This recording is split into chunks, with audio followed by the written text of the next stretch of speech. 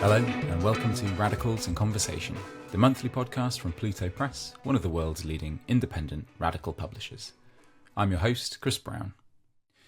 A couple of months ago, we spoke to HLT Kwon and Dylan Rodriguez about state addiction, counterinsurgency, and anti-democracy, and how we might live otherwise in times of fascism. Today's episode picks up many of the threads from that conversation. So to that end, it is my great pleasure to be joined on the show today by Alana Lentin, author of the new book, The New Racial Regime, Recalibrations of White Supremacy. The book offers a critical analysis of the ways in which racial capitalism reproduces itself. Building on the work of Cedric Robinson in particular, Alana traces the often chaotic and contradictory restitching of the racial regime.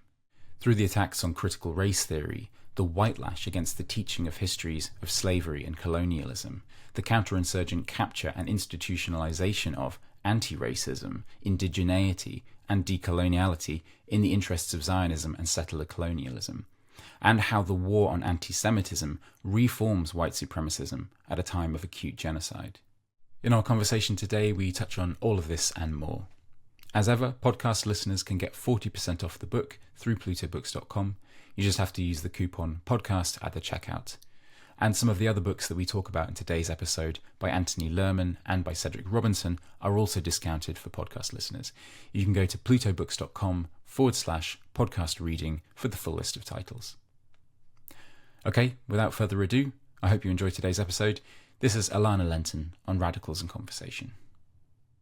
So Alana, I'd like to thank you very much for joining me on the show today. It's a real honour to get to talk to you and discuss your new book, The New Racial Regime, Recalibrations of White Supremacy. As we're recording this, it's about 5 days before the official publication date, so it's brand new, hot off the press, and a really, really sort of insightful read, for me anyway. A lot of the ideas contained within it were new for me, so I really enjoyed getting to engage with it.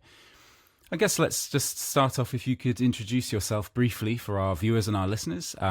Maybe say a little bit about your professional background and your political background, why you're writing on this kind of subject, I suppose. All right. Well, thanks firstly very much for having me and for engaging with the book. So a little bit about myself.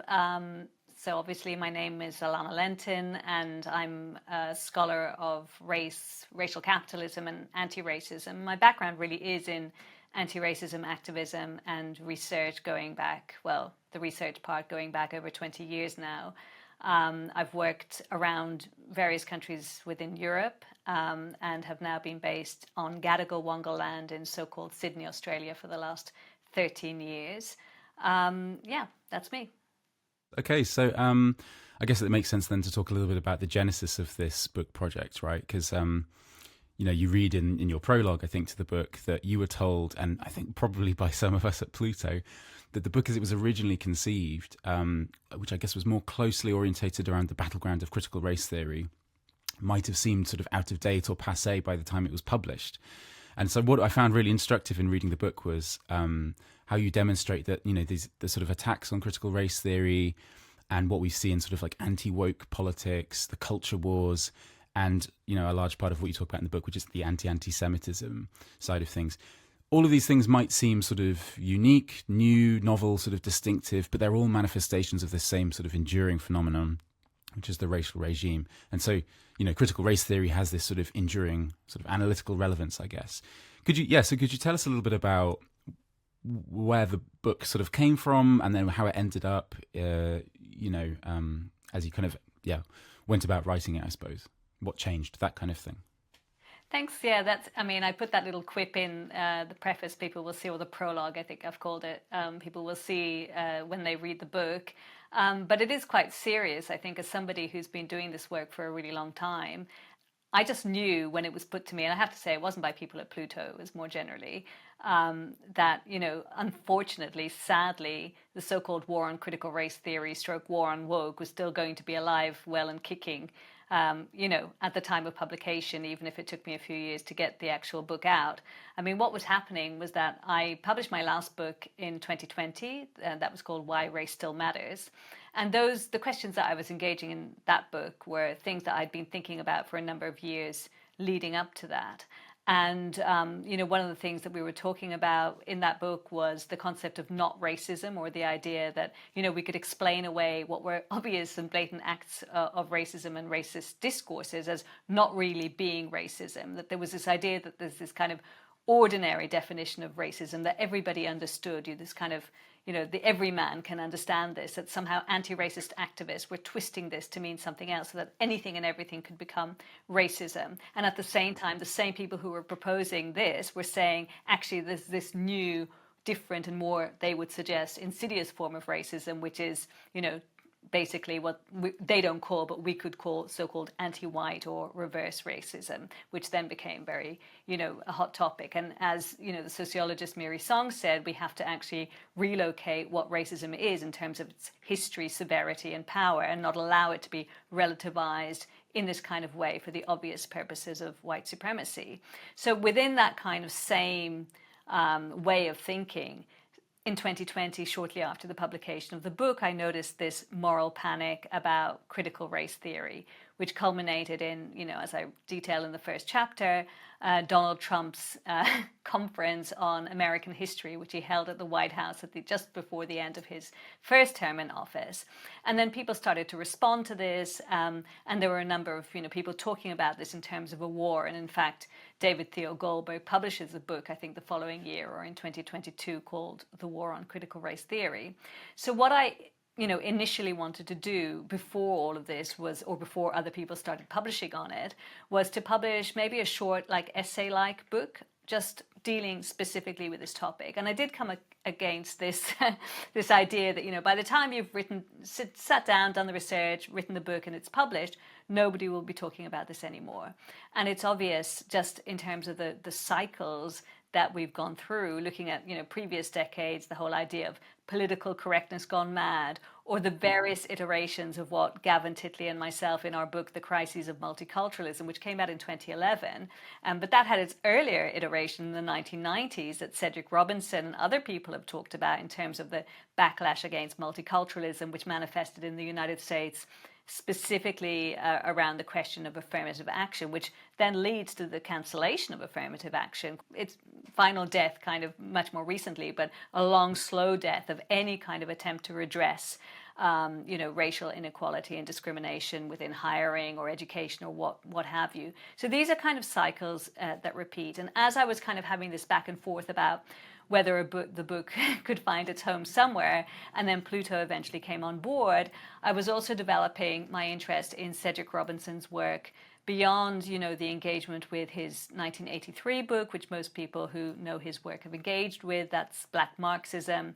the making of the Black radical tradition, and starting to look into his other work, particularly, the volume that Pluto put out, edited by H.L.T. Kwan, and from that discovering his 2007 book, Forgeries of Memory and Meaning, in which he introduces the concept of the racial regime. And then the racial regime, which I can go on to explain if you like, becomes the kind of mechanism for me to think through this recursive recapitulation, or as Robinson puts it, recalibration of racialism in various guises through.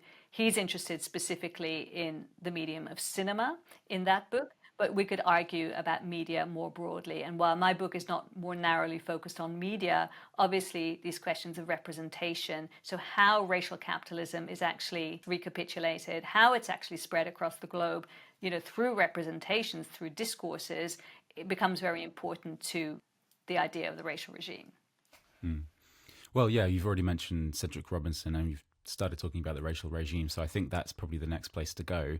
Listeners might be familiar with the term, but could you tell us a little bit more about, Cedric Robinson's idea of the racial regime and how you're kind of developing that in the book, I guess? Yeah, so in the book, Robinson wants to talk about how, as he puts it, at the end of the 19th century, a new racial regime coheres through finance capital and the sort of the shift that you see towards American imperialism and colonialism outside of the confines of Turtle Island, having been completely invaded and settled, with the indigenous population completely dominated towards the outside. And what we see is the kind of the 20th century, the embarking on the 20th century iteration of the West, led by the United States and this kind of new imperialist guise. And through, as he puts it, the invention of the Negro, which he locates much further back. In fact, he locates it within the 16th century and Shakespearean representations of African people. He then takes that forward to this later, much later stage, and through the development of Hollywood and the particular representations of black people that it comes up with in order to be able to justify and legitimate a form of super exploitation of African people on which capitalism, racial capitalism in this, at this stage of history relies.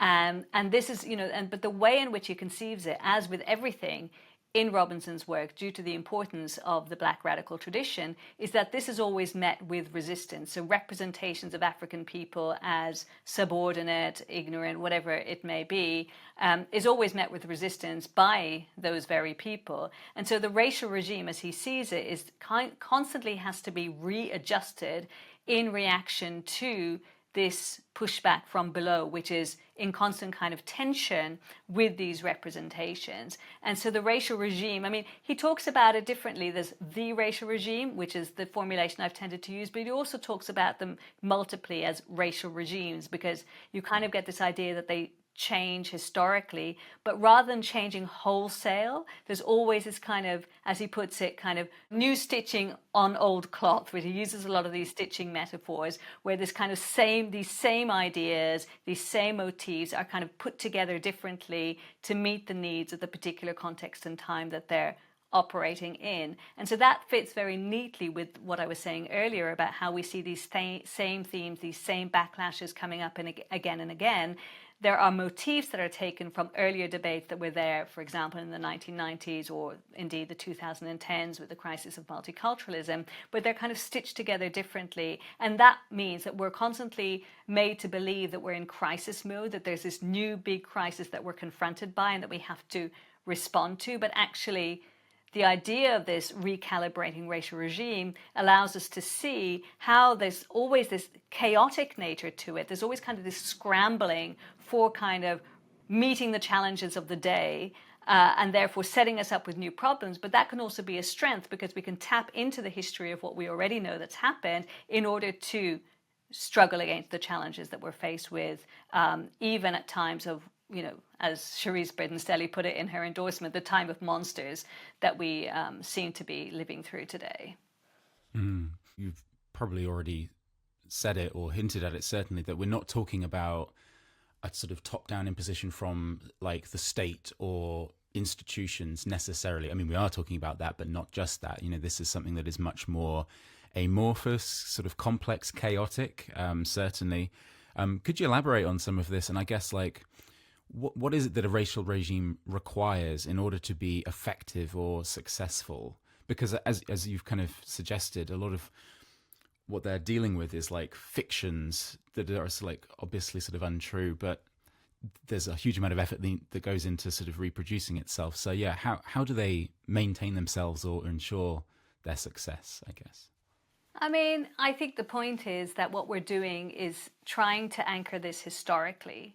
So part of the work that I do in the book is also to revisit those debates about when can we date race in terms of a historical idea. And this is actually important because it helps us to see, what is being done and in the name of what is it being done. Because a lot of the debates that we see on the left with regard to race are about whether or not we wouldn't be better off jettisoning this idea altogether. It's obviously a fiction. I mean, nobody, I'm least of all the person who's going to agree that race is somehow kind of an ontological fact. I don't agree with that.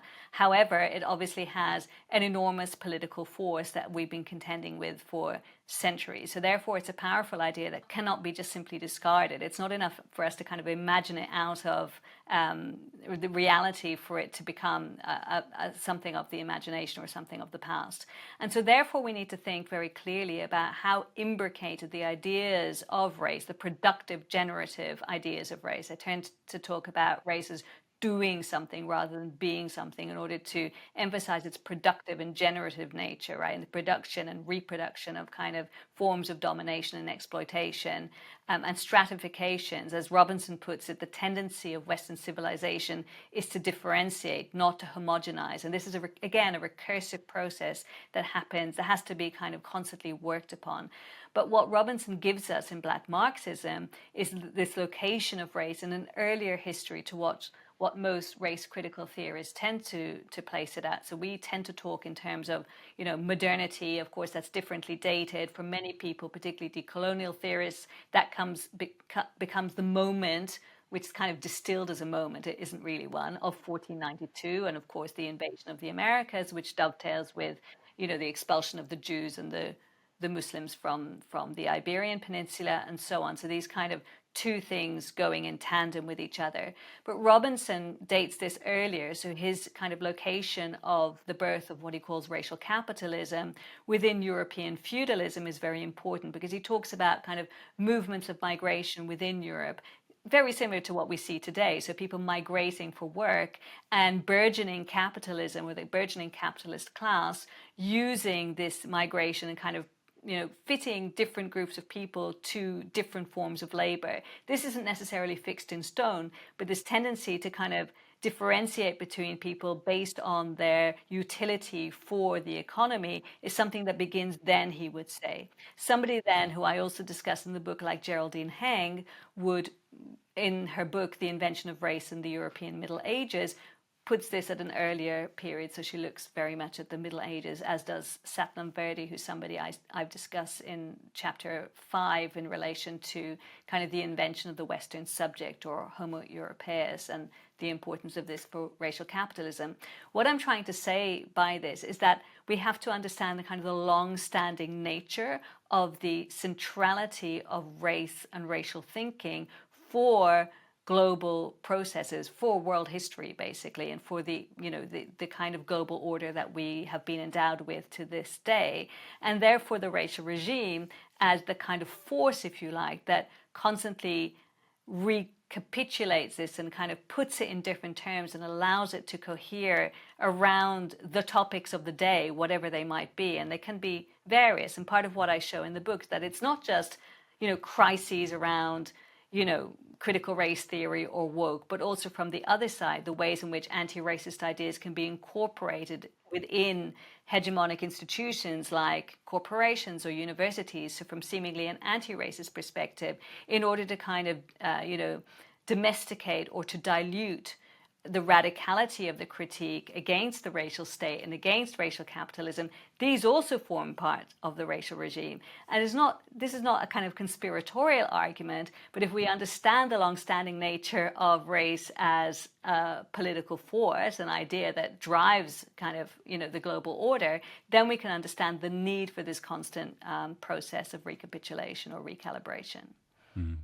Yeah, I think that is one of the really interesting ideas that kind of emerges in the book, that a racial regime might be composed of like antagonistic or conflicting ideas, that it can accommodate these ostensibly sort of anti-racist ideas, because it seems sort of counterintuitive, but obviously you kind of draw it out really nicely, how these kind of progressive and liberal sort of values or iterations of the racial regime are sort of rubbing alongside, but ultimately serving the same ends as the more reactionary ones. I mean, you've kind of mentioned institutional examples like universities there. Could you just say a little bit more about some of the ways we see this kind of liberal orientation sort of popping up and diluting the radicalism of truly sort of anti-racist sort of ideas and movements? Yeah, so in the book, I'm kind of a little bit resistant to what's become, I guess, a received notion on the left, that there are various forms of kind of liberal anti-racism that have been co-opted by, for example, corporations that have used, woke in order to be able to sell products more easily. I mean, we're already seeing that, it's basically not a thing anymore, right? Very, very quickly, just as soon as it kind of arose or emerged with the so-called racial reckoning of 2020, we saw this surge in kind of, acceptance of or embrace of diversity by corporations from, I talk about the case of Disney and so on in the book. that's kind of dissipated, right? So and that just goes to show the degree to which we have to be very, very careful to make these sweeping assumptions about how nefarious the co-optation of anti-racist or liberal anti-racist ideas by capitalism or indeed by institutions can be. So, but what I show in the book is the kind of the tension that exists at the same time, and I do this through the very contemporary example of how the kind of the war on anti-Semitism, which is a term that the Palestinian German scholar Anna Lentin has talked about, how that functions within institutions such as universities. That's the kind of the example that I use the most in the book. But what you have is this kind of tension where at the same time actors, so Zionist actors supported by universities, have used ideas that come directly out of critical race theory, diversity, equity and inclusion, and anti-racism in order to enforce a kind of a mandatory Zionism that, if it is not kind of colluded with by students, staff and the general public alike, there will be direct repression. So you've got these two kinds of things going in tandem, right? So it's never assured, that's what I'm trying to say, there's never assured that wholesale these ideas will be incorporated and that's it, they've been completely captured, this idea of elite capture, right? There's always this kind of tension with which the script can completely flip towards this kind of much more repressive and carceral notion. So, and this is where we have to be very careful about what we can accept. So one of the things that has been used, and this is an obvious example that many people will be familiar with, is that something like hate speech laws or whole idea of a hate crime, which is an idea that Dylan Rodriguez has critiqued very much, can be used in order, so ostensibly something that kind of polices racist language or racist acts can then be used in order to repress anybody who speaks out against, for example, Zionism, but also other forms of kind of repressive, fascistic, practices of the state. So, and we can see this also with the climate movement, the kind of very heavy state repression, how those kinds of laws that are ostensibly progressive ideas about stopping vilification, right, can then be used in order to repress any kind of speech or action that goes against, in this case, the mandatory Zionism that is writ large at the moment. Yeah, I mean, we'll definitely talk some more about that sort of element of counterinsurgency and the capture of language, which is one of the chapters in the book. One thing that I guess we've alluded to, and many listeners may not need this elaborated, but could you just draw out the distinction between, racial capitalism on the one hand and the racial regime on the other, because they sound related, but they're obviously distinct. Could you just clarify that for us quickly? Yeah, so, I mean, the kind of analysis of racial capitalism that I use in the book or in my work more generally is that developed by Cedric Robinson in his book that I mentioned earlier, Black Marxism, that most people will be familiar with. There are other versions of racial capitalism, especially those developed by South African Marxists or somebody like Neville Alexander, also a South African anti-racist, freedom fighter, etc., or freedom thinker. And so they're somewhat different, if not related, to the way Cedric Robinson produces it. So in Black Marxism, his point is that what he calls racialism, so again, to return to this tendency, as he puts it, of Western civilization to differentiate and not to homogenize, is central to the ability of the West to reproduce itself or to impose its order across the globe through practices of enslavement and obviously colonialism and Western imperialism. And so he says it's not possible to divorce capitalism from racism or to merely think of them as, existing in some kind of symbiotic relationship or kind of mutual back-scratching relationship, which is the way that we often talk about them. So we'll say, racism is a kind of a tool of the bourgeoisie that divides the working class. That's kind of a typical, prototypical Marxist position. But also just saying something like all capitalism is racial capitalism doesn't really get to the heart of the matter, because it doesn't really explain the fundamental centrality of the idea of naturalizing differences between human groups, how important that is in order to be able to really enact capitalist domination, because by setting up groups as being kind of opposed to each other or each kind of intrinsically connected to a form of labor or to the ability, for example, to enslave them, and reproducing this as natural and recurring, that this is how you're able to actually extend capitalism across the globe. So that's kind of the version or the analysis of racial capitalism that I tend to go with. Racial regimes, on the other hand, are the kind of the mode through which racial capitalism, or the natural order that racial capitalism presents, how that is represented through a variety of media and forms of discourses, cultural forms, again, media, film, whatever it is, but also how it's represented through the kinds of language that institutions use to represent kind of their approaches to tackling racism. So anti-racist programs, whatever it might be. There are many different kind of iterations of the racial regime. They're not, again, Robinson's focus is on film, and we could extend that to media, but I'm trying to take that beyond those kinds of arenas. There's a question which I think actually you pose in the book, which is why so much energy is invested in attempting to either, annul the teaching of accurate histories of colonialism and slavery, or to contain it in very sort of circumscribed ways within Western curricula. Is this kind of all part of how a crucial dynamic of the racial regime is that it's incompatible with a discoverable history, of itself? Yeah, I'd just be interested to hear a little bit more about why history is so important, and maybe this is something kind of we might move on to talking about critical race theory, but why is it such a locus of kind of energy and attention for the recalibration of the racial regime? Yeah, so the discussion of history, which comes about in the second chapter, which is on history and the technologies of white forgetting, is the centrality of the teaching of history, or let's say public discussion of history as well, for those kinds of panics around critical race theory. So critical race theory is really like a basket term for talking about all of the things that the right thinks are wrong with, talking about racism in general. Of course, critical race theory doesn't mean anything. They don't know what critical race theory is, and it's kind of irrelevant, as many people have pointed out, to the subject. They just cottoned on to something, and they thought that would be a goer, and it was really successful for the likes of Christopher Rufo, who's the person who's generally seen as having fired the first shots in the war on critical race theory, as I put it. But it kind of goes together with this war on woke that then extends to attacks on LGBTQIA plus people, etc., right? So, but the focus on history kind of connects to a much more long-standing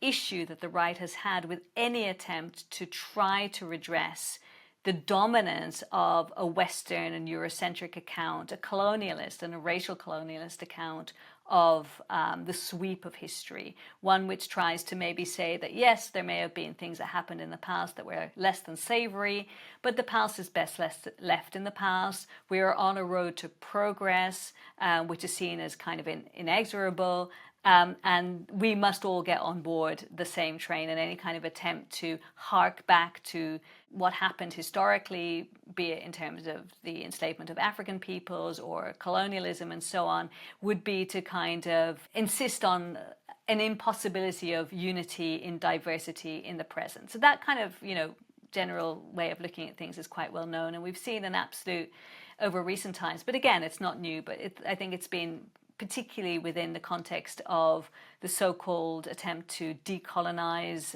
universities or learning, or decolonize the curriculum, which goes back to sort of the mid-2010s. And then, of course, after the murder of George Floyd in 2020, and all of the movements for Black Lives and the explosion of that across the globe, you get a real kind of energy on the right to kind of backlash, or as many people would say, whitelash, against any kind of attempt to think critically about history and how it's taught, and how we need to kind of redress that in order to be able to challenge, right, dominant accounts.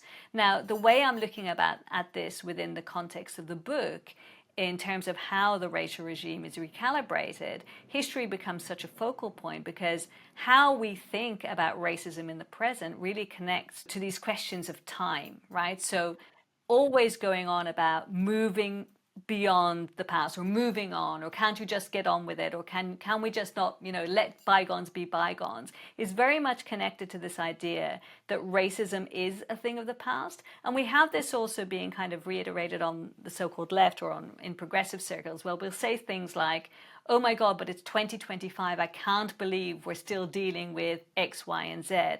And that kind of way of thinking about things really kind of says very clearly, it's a very clear indication of how somebody perceives what time actually is and how time actually works. So, Western thinking, very much opposed to Indigenous thought, for example, sees time as this kind of linear progression, right? So we start somewhere and we end somewhere else, and we're always going forward. And in that vision of things, racism should be a thing of the past. But what the message that actually sends is that you should not be talking about this because we were supposed to have moved on. Now, colonialism, this idea of the civilizing mission was all about treating, so the West treating the peoples that it colonized as childlike, and needing a Western hand in order to pull them into history. So they exist outside of history. They need to be pulled into history. And this is kind of presented very much as a gift that was bestowed upon colonized people.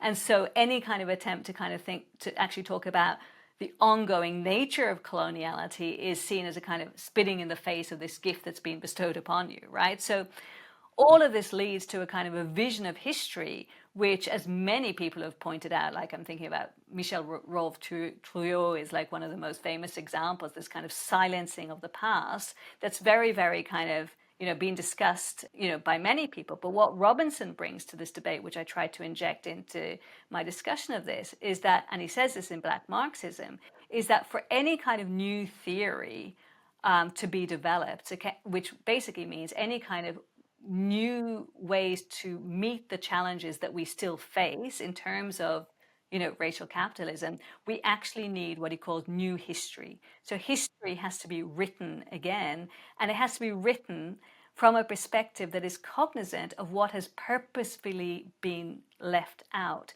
And this doesn't mean simply including left out perspectives, which is kind of what's happened with the attempt to decolonize the curriculum, or in Australia where I'm based, to indigenize the curriculum. It's kind of like an adding in. So we have what's there, and then we can listen to these other voices, we often call them, and this is kind of a patronizing kind of tenor to that. What Robinson is saying, that we need to entirely rethink what we mean by history. So what's the epistemology that's driving how we do history? And that's what he talks about, for example, in his essay Notes Towards a Native Theory of History, that this history has to be from the perspective of those who are dominated and whose histories have been entirely left out. So it's not a question of merely including them, for shifting our entire gaze. And there's a lot of resistance to this. So in my discussions of, for example, the 1619 project, which I carry in chapter 2, which is the New York Times project, many people will be aware, which tries to relocate, where you can kind of situate the so-called birth of the United States, which Nicole Hannah-Jones, who was the editor of that, really situates with enslavement, with the first arrival, as she puts it. The date is slightly fudged, but anyway, the first arrival, as she would put it, of African peoples or enslaved peoples to be enslaved on Turtle Island.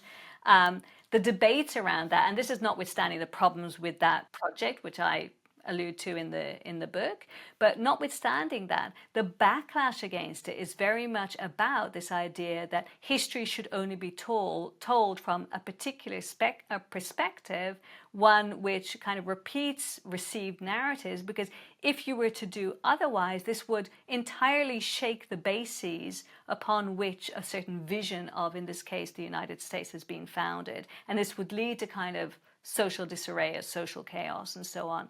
And really what the attack on the 1619 and other types of projects, or other kinds of attempts to do this work of evolving a new history is a wholesale attack on Black, Indigenous, and anti-colonial historians who are seen as illegitimate. And that's how I think we need to see the entire war on critical race theory, such as it is. It's an entire and wholesale attack on Black, Indigenous, and anti-colonial thought, or any kind of attempt um, to develop this new history that Robinson talks about. And that's why it's not really about critical race theory.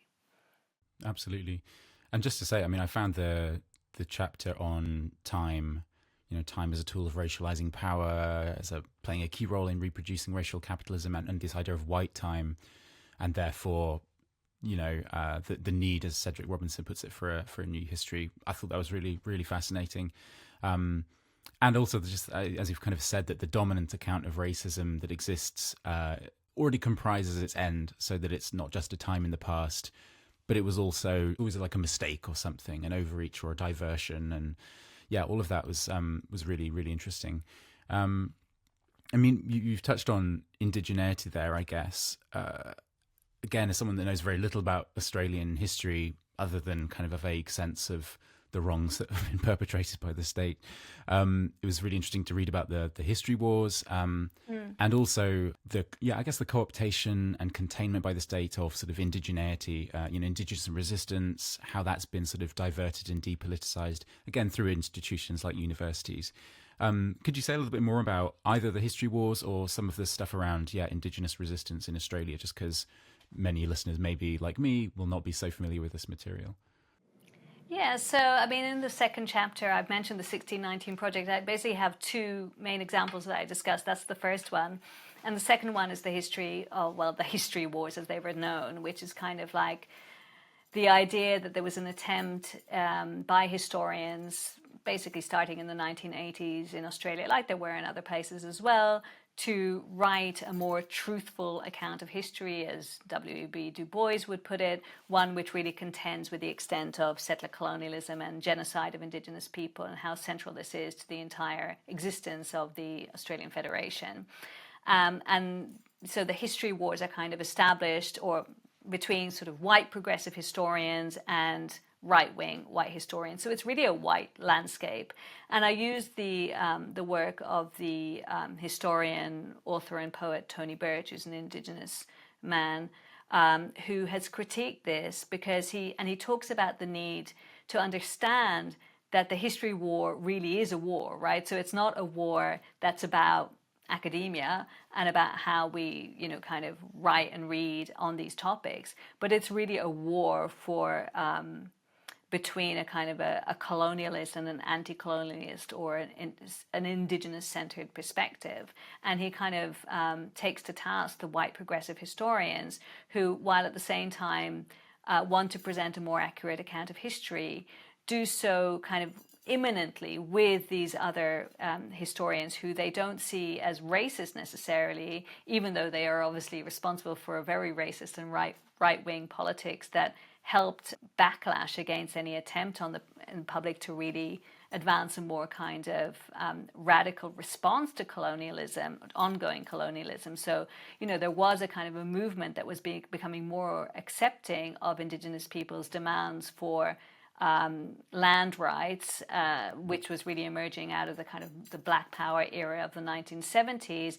By the 1980s, the late 1980s, and the bicentennial of and the invasion of the continent, you had a more kind of radical opening up led by Indigenous activists and organizers, and then you had this very distinct backlash against it at the same time that you had this kind of genteel, if you like, discussion among historians.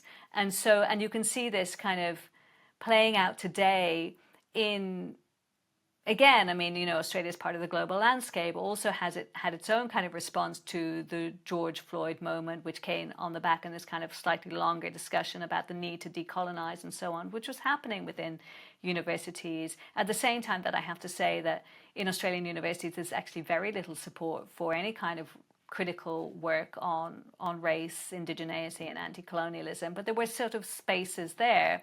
But very quickly, in a kind of a very similar way to the ways in which that whole context of the history wars was about kind of domesticating and academizing, if that's a word, the kind of critique, and taking it out of the streets, taking it out of the kind of the radical responses of, for example, as I say, following Birch, kind of Indigenous teenagers, for example, who were protesting against the yet another police murder of one of their own, their knowledge of what the ongoing reality of colonialism isn't really kind of engaged with by those who kind of take this more academic approach. And again, in the much more recent times, with this attempt to redress the failings of kind of colonial representations of history, with attempts to make changes to the curriculum, which, you know, have happened in the curriculum. I'm talking about the school curriculum. It's definitely better, for want of a better word, than it used to be. It's certainly more attentive to Indigenous perspectives. But again, it's very noticeable that there are particular silences. So we talk about the atrocities of history and openly about the theft of land, the exploitation of Indigenous labor, genocide, cultural genocide, but Indigenous resistance and its ongoing nature. So not just something that happened in the past, as some talk about the frontier wars, although not very centrally in the curriculum. It's acknowledged that there was a fight back by Indigenous people, but it's very much couched in historical terms. And the way in which the Indigenous presence is spoken of today is very much in terms of, you know, those themes of recognition and representation. So how can Indigenous people be adequately represented within a colonial state that remains kind of untouched by their presence? So they're allowed, if you like, to be there. But the entire basis of Australian colonialism and its kind of illegitimacy is not something that can ever be called into question. And the example that I used to kind of illustrate this was the recent failed referendum on an Indigenous voice to Parliament, which happened at the end of 2023 in October, just 1 week after Tufan al-Aqsa. So 7th of October and then 14th of October was this vote.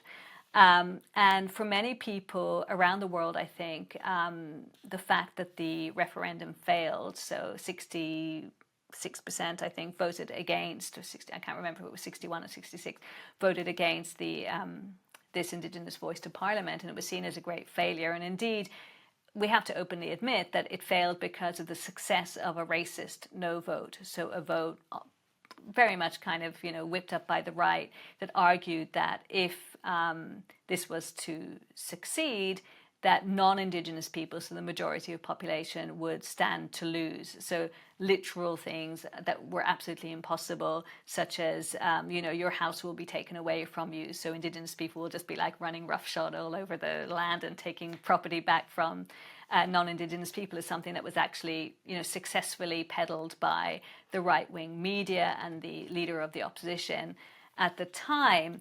But the problem with how this was contended with was that progressive, often white proponents of the Indigenous voice to Parliament, their argument was not, well, actually, there are serious questions about the fact that Indigenous people are being completely dispossessed on this continent, and that actually property and land does need to be returned to them. That wasn't even on the agenda to be discussed.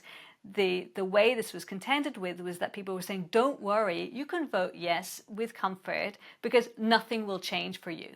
And so the radical grassroots Indigenous voice against the voice to Parliament was making this point, but was very much kind of demonized on all sides, obviously by the right, but also by the progressive left. And at the same time, there was this kind of strange dovetailing between that political campaign in Australia and the operations of certain Zionist actors within it. So I talk about the case of a particular former leader of a Zionist organization, Mark Liebler, who was very active within the Voice to Parliament referendum campaign and previously had been assigned to Indigenous kind of affairs by the former Prime Minister in the 1990s, who was well recognized as being very anti-Indigenous, John Howard, due to his work within kind of native title claims by Indigenous peoples. And without getting too much into the technical details of this for people who are not based here, it's quite difficult to understand.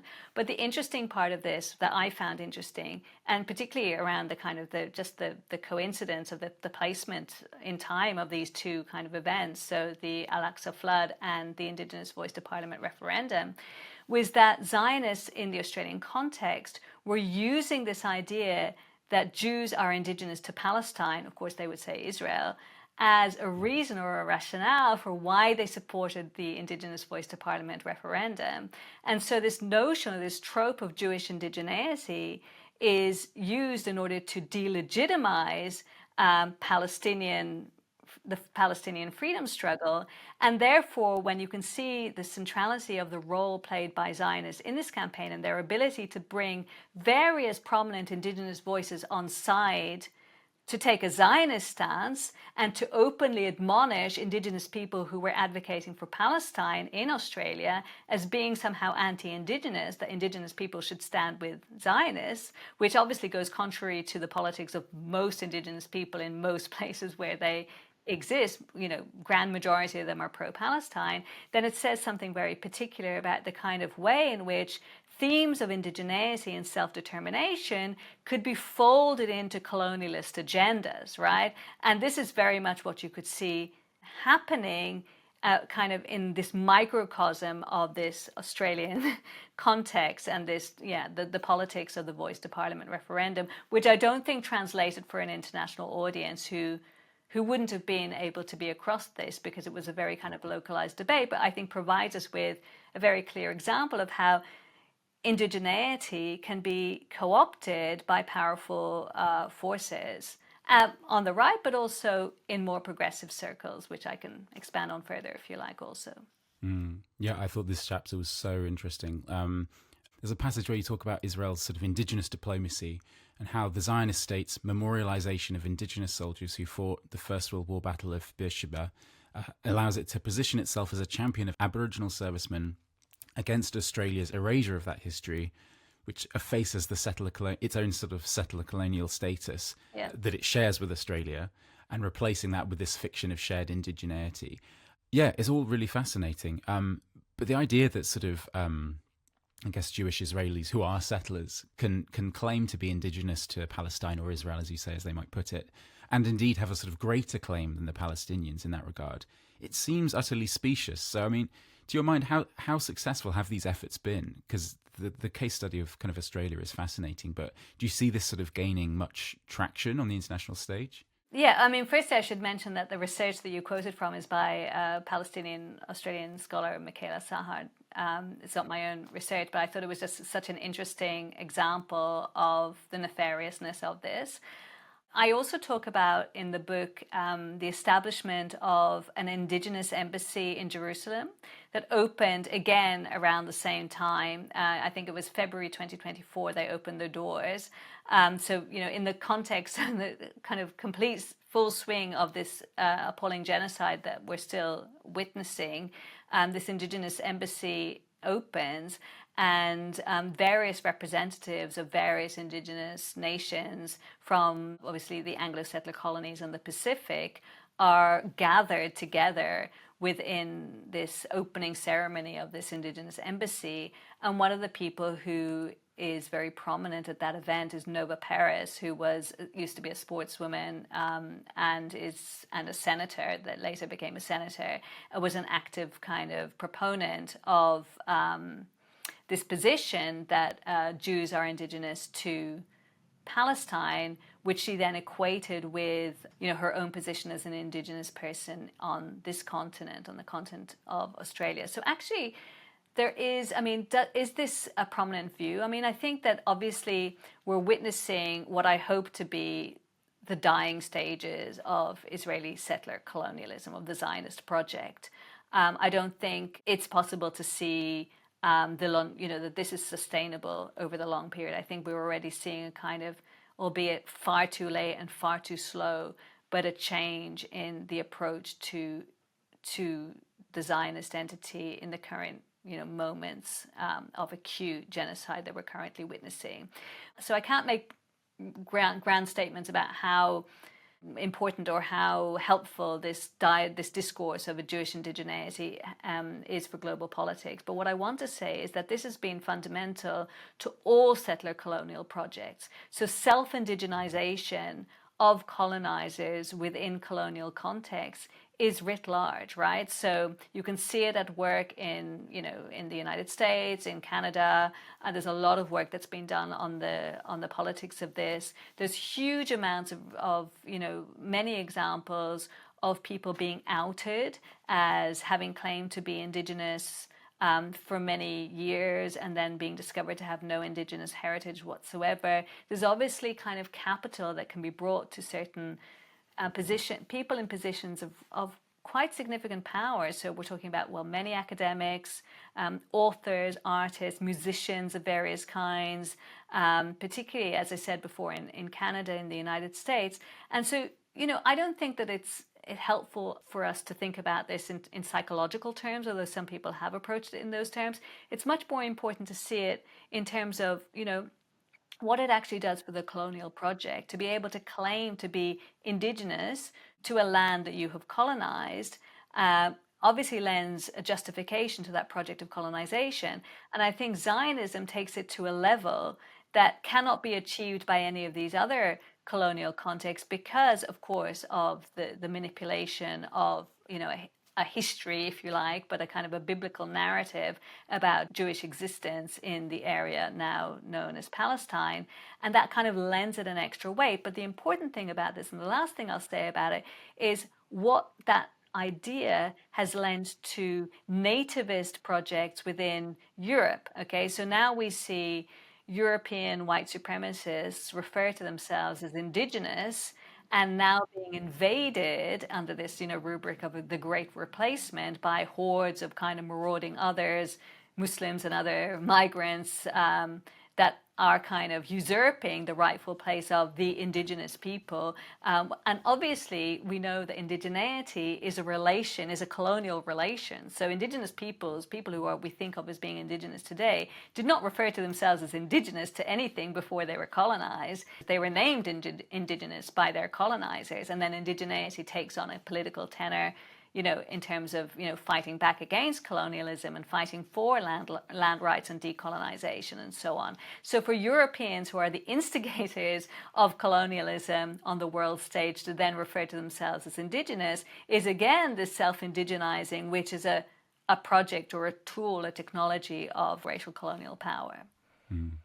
I think this moves us quite nicely onto the sort of the last section of the book, which is about Jews in relation to whiteness and the creation of whiteness and how anti-Semitism functions in relation to whiteness as well. Yeah. You mentioned already how the timing of the referendum vote in Australia came after October 7th, and maybe that had a big role in the outcome of that, and what people probably see as the threats, the existential threats kind of in that. I guess listeners will be familiar with the idea of Gaza being a laboratory, right? Where techniques of repression, pacification, surveillance, and much worse are sort of honed and then exported on the international market. Yeah. On this podcast, we've talked about the links between police forces, trainings and so on between the IDF. So we know that there's that kind of material component to the relationship that binds the West and Israel together. But it's really interesting to read sort of in the book how the West also sees Palestine not just as a laboratory in this sense, but also like an augury, right? What it needs to do to save itself existentially. Could you say a little bit more about this? Because I guess one thing you often hear is that, it's maybe like guilt over the Holocaust that sort of accounts for the absolute sort of lockstep of, Europe and the US with Israel. But I guess that misses something in that particular framing. So yeah, could you say a little bit more about these are more kind of existential things, the kind of stuff to do with the West's self-perception and... Yeah, no, absolutely. I mean, I think, again, you've put it quite well. It's a misnomer to presume that the West's support for Israel and the almost blanket, not just silence about the genocide, but the repression and punishment of anybody who speaks or acts against it, that this is somehow coming from a place of European guilt for the Holocaust, particularly homing in on Germany and the acute kind of repression that's happening there and the almost kind of obsessional adulation for Israel. And, the declaration just the other day by the Chancellor that, Germany will always unconditionally support Israel. And the kind of the widespread nature of pro-Zionism, even on the ostensible anti-fascist left in Germany, makes it seem that because of the Holocaust, that the Germans are acting out of some kind of misplaced guilt. And I don't think that's completely absent, but I don't think it's enough to explain why it is that the West is so lockstep with Israel and so intent on allowing Palestinians to be genocided and for all of Palestinian supporters to be punished for simply trying to stop this in any way that they can or that we can. I think there has to be something more. And I think it's to do with the ways in which anti-Semitism has come to be understood for very, very particular political motives, to do with the persistence or the ability for the West to survive, right, in the face of a realignment of the global order that should have come after decolonization. And Zionism plays a particular function, I think, or the existence of the Israeli state plays a very particular function for the West in its own self-perception in this kind of post-decolonization era and within the context of Western imperialism, because it represents a kind of a distillation of the West and what needs to be saved or what needs to be preserved in the face of this kind of need. Again, I mean, to return to Robinson's maxim about needing new histories, which would actually, the upshot of developing this new history would be to completely upturn the world order. It's not just for, discussions, as I put it at one point, like frolicking in the footnotes of history. It's about actually being able to challenge the system as it stands. And so then this existence with this selling of this poor, only democracy in the Middle East that is standing up against, barbaric nations, a nation of, survivors of genocide that have nowhere else to go, etc., etc. It's how the West perceives itself. Coming back to this notion of, these Europeans who are indigenous, who are being kind of usurped or attacked from the outside by marauding others, right? So then that leads me to how we think about anti-Semitism and what actually is the function of discourses of anti-Semitism or the idea of anti-Semitism in the present day. So, I think it's been problematic to talk about anti-Semitism as being weaponized, because that's to kind of minimize the extent to which the very idea of Jewish safety that needs to be defended at all costs, the function that plays for this entire idea of preserving the status quo or preserving the Western order. So I use what I think is an amazing discussion that Robinson, again, has in an essay called The First Attack is an Attack on Culture. And that essay is actually about the Black radical intelligentsia. The first thing that it had to do in forming its ideas was to attack, and he uses the word advisedly, the culture which establishes the quote-unquote Negro and replaces him or her with the African. So the Negro is the degradation of African people and the idea that African people had no history, no culture, no tradition, no knowledge, etc. And the very first thing that the Black radical intelligentsia had to do was to attack and destroy that idea. Okay, and he, in order to explain this, he uses he discusses Marx's, a very famous essay on the Jewish question. And he says, contrary to dominant perceptions of what Marx was trying to do in that essay, Marx was actually explaining that the essay, the subject here, the problem here wasn't the Jew, but German society in which the Jew existed and represented the problems of German society for itself. And so the idea of the Jew, just like the idea of the Negro, invented by the German society for its own purpose, needs to be attacked and needs to be gotten rid of.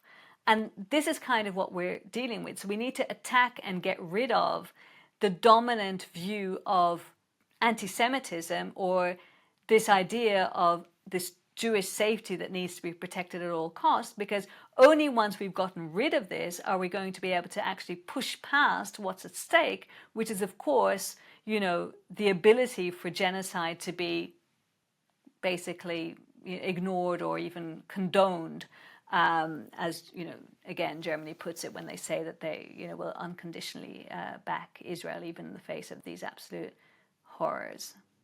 Mm. Yeah, it's interesting how you write in the book that the war on anti-Semitism is meant to fail on its own terms, right? Because I guess if Jewish safety had been attained and we'd moved past that point, then there would have to be this kind of reckoning. But as long as Jewish safety cannot truly be secured, then the status quo remains intact. Yeah. I mean, you talk in the book as well about the definitions of anti-Semitism, the IHRA working definition of anti-Semitism, and that this is quite, we know it's a very problematic, highly politicized sort of term, but it's sort of amorphous, polyvalent by design as well. Yeah.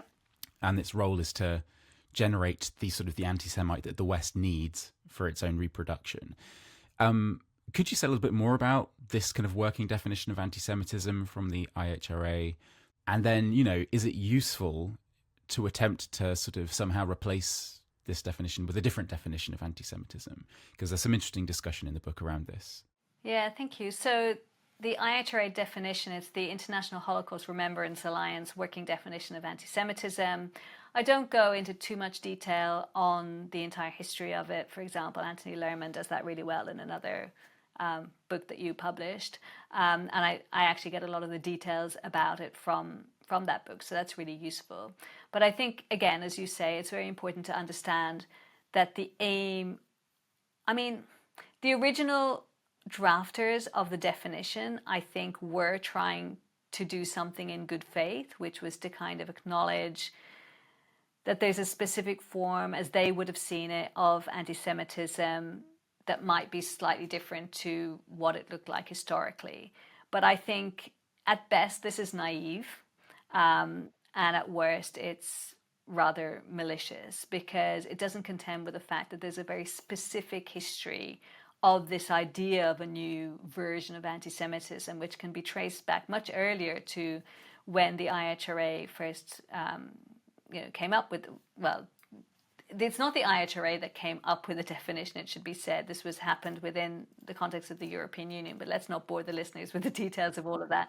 But it basically can be traced back to the early 2000s. So much, much earlier than this, in 1974, you have the publication by the Anti-Defamation League that more people know about the Anti-Defamation League today because of their, rather prominent place within the war on anti-Semitism. I mean, it's obvious that the ADL is a kind of a counterinsurgent pro-Zionist force today, but many people don't know the extent of its history in kind of being very, very prominently involved in the smashing of Black radical and particularly Palestinian radical thinking, going back at least to the 1970s, but also they had involvement in kind of the McCarthyism in the 1950s. So it has a very, very long history of getting involved on behalf of or in lockstep with the US state against any kind of radical forces.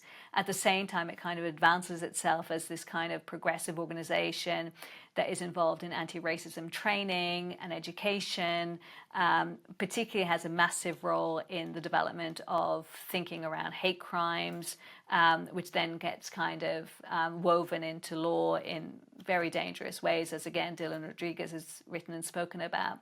But the point is that the ADL is behind the publication in 1974 of a book entitled The New Anti-Semitism.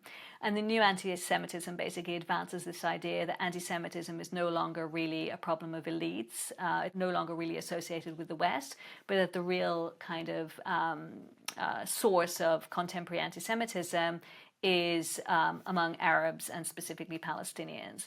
And that's where you get this idea that is now dominant, that anti-Semitism is rife among all proponents of Palestinian liberation, and this inability to separate between anti-Zionism, which is obviously, opposition to racist, fascist and colonialist ideology and practice and an entity on the one hand, and any kind of hatred for or discrimination against Jews on the other hand.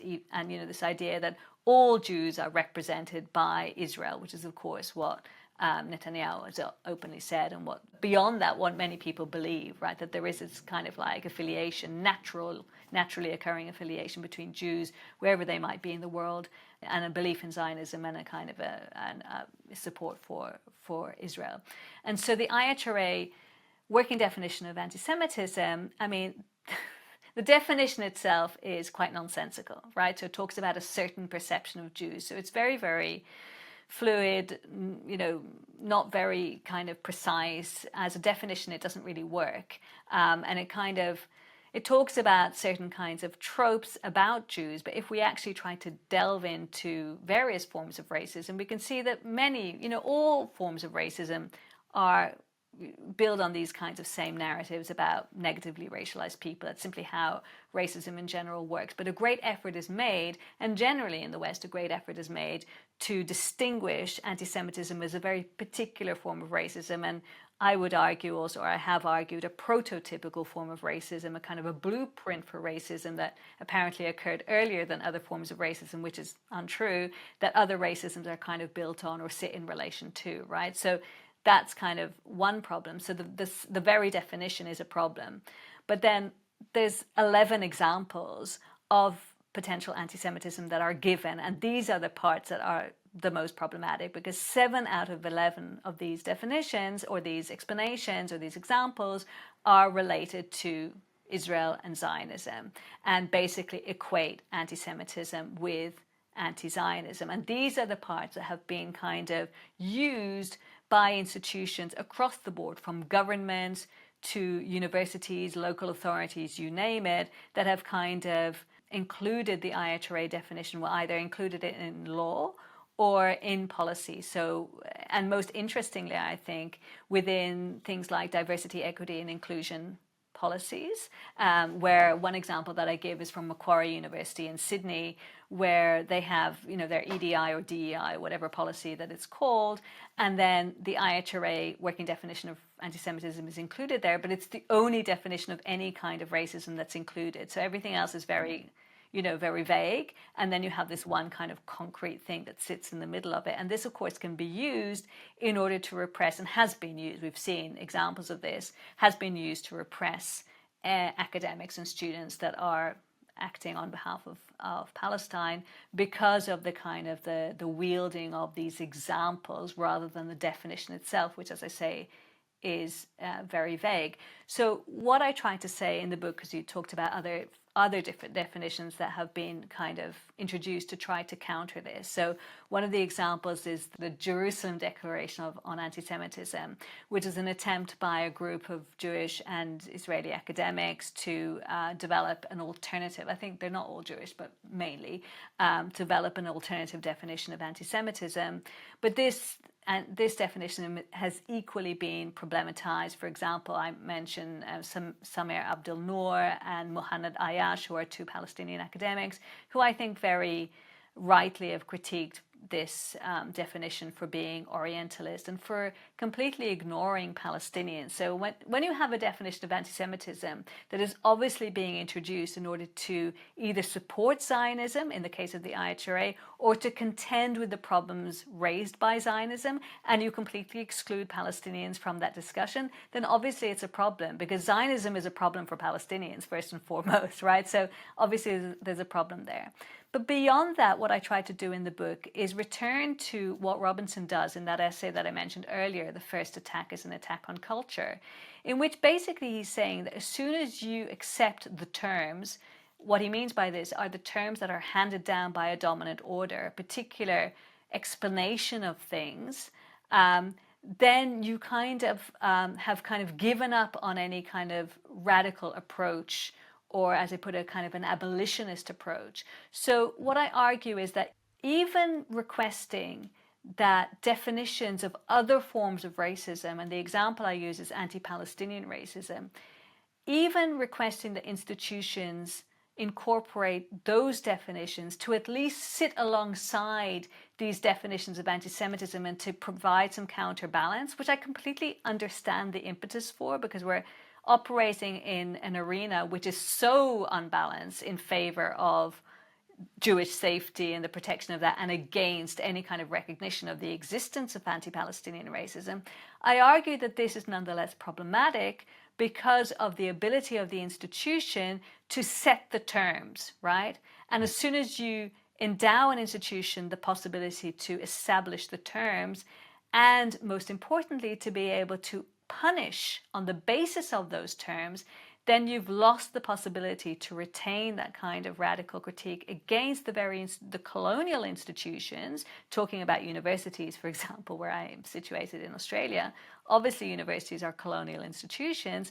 They are the ones who are going to set the terms. And if we put that alongside the earlier discussion of the incorporation of indigenization and themes of self-determination by colonial institutions and the fact that they do nothing to unsettle the settler colonial status quo, then they become relatively problematic. But I just want to say, lest it be misinterpreted, I'm not arguing that we don't need definitions. We need ways to be able to conceptualize our experiences and to be able to theorize them.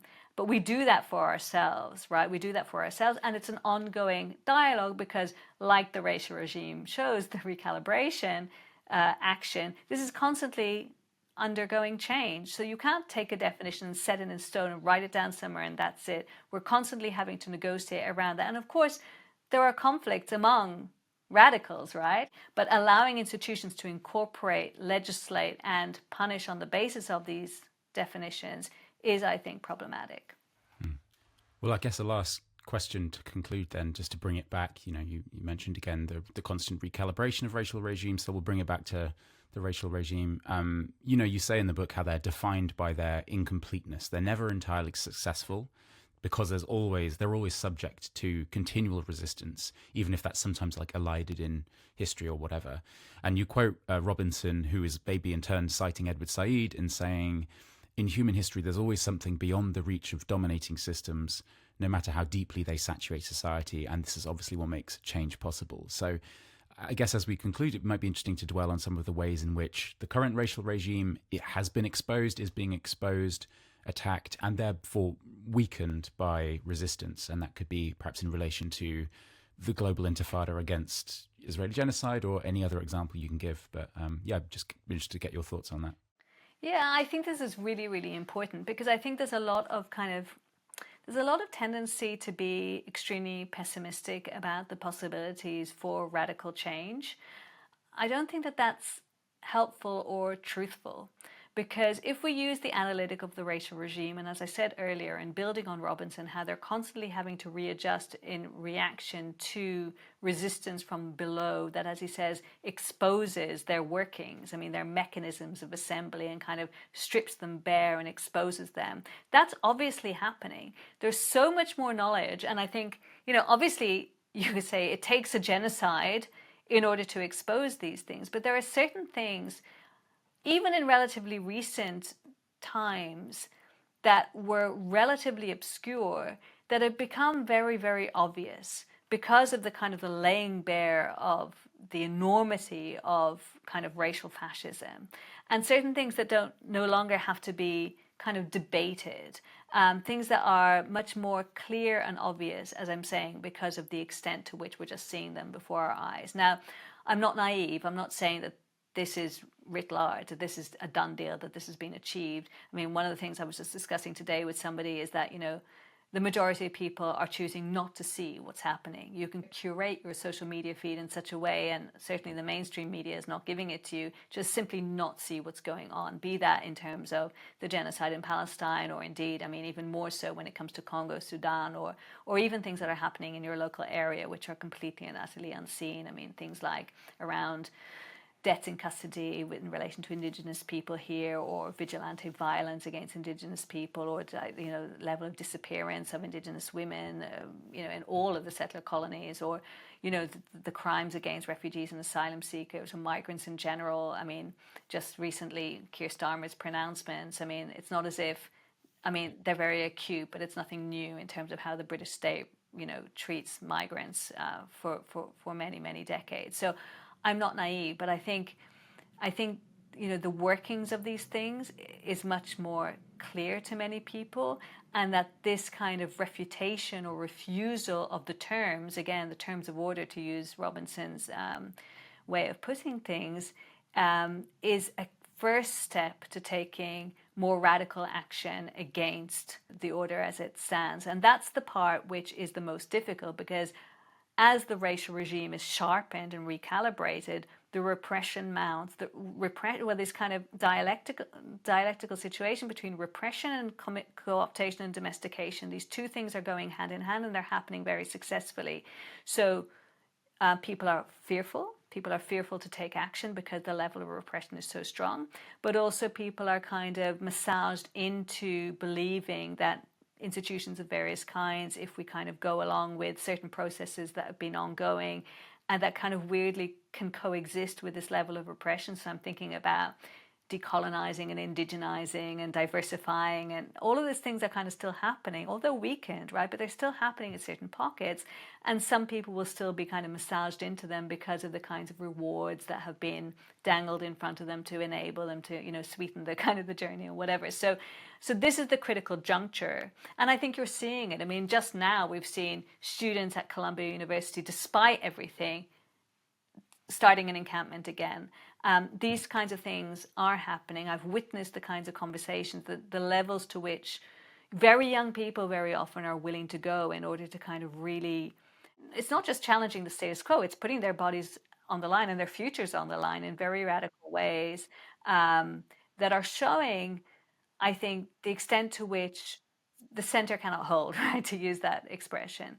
And I think there's radical hope right there. Absolutely. Well, Alana, I mean, just to thank you again for coming on the show and talking to me today. I really enjoyed reading your book, which once again is called The New Racial Regime, Recalibrations of White Supremacy. And we've obviously mentioned a lot Cedric Robinson on the show today as well. And Pluto does also have two works of Robinson's. We've got an anthropology of Marxism and the edited collection by H.L.T. Kwan, Cedric J. Robinson, on racial capitalism, black internationalism, and cultures of resistance. We've also mentioned Anthony Lerman's work, Whatever Happened to Antisemitism. So all of those are available from Pluto, and I'll make sure the links to those books is also in the description. But yeah, once again, just thank you so much for talking to me. It's been a real pleasure. Thanks so much. Thanks a lot. That was Alana Lentin on Radicals and Conversation. Once again, the new book, The New Racial Regime, Recalibrations of White Supremacy, is out now from Pluto Press. Podcast listeners can get 40% off through plutobooks.com. Just use the coupon podcast at the checkout. If you enjoyed the show, then please don't forget to hit the subscribe button if you haven't already. We'll be back with our next episode in just a few weeks' time. So until then, thanks very much for watching, and goodbye.